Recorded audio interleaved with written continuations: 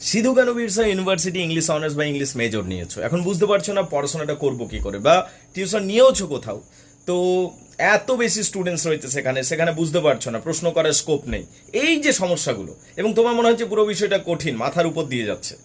তাই তিনটে টিপস বলবো, খেয়াল রাখবে, কাজে লাগবে। প্রথম কথা হচ্ছে ইউটিউব ভিডিওস দেখো। দুটো তো বিষয় রয়েছে SKB university, Sidhu Kanu Birsa university, একটা হচ্ছে হিস্ট্রি অফ ইংলিশ লিটারেচার রয়েছে, আর দুটো হচ্ছে লিটারেরি টার্মস রয়েছে। হিস্ট্রি অফ ইংলিশ লিটারেচারের জন্য প্রচুর ভিডিও আপলোডেড রয়েছে এই চ্যানেলেই, এবং রুল অ্যান্ড স্টোরি চ্যানেলেও। তো এগুলো দেখো, তাহলে কি হবে, কনসেপ্টটা একেবারে জলের মতো পরিষ্কার হয়ে যাবে, এটা প্রথম কথা।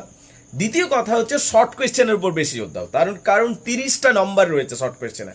এখানে যদি ফুল মার্কস আনতে পারো তাহলে এমনিতেই তোমার 80% আসবে, এখানে ফুল মার্কস আনতে হবে।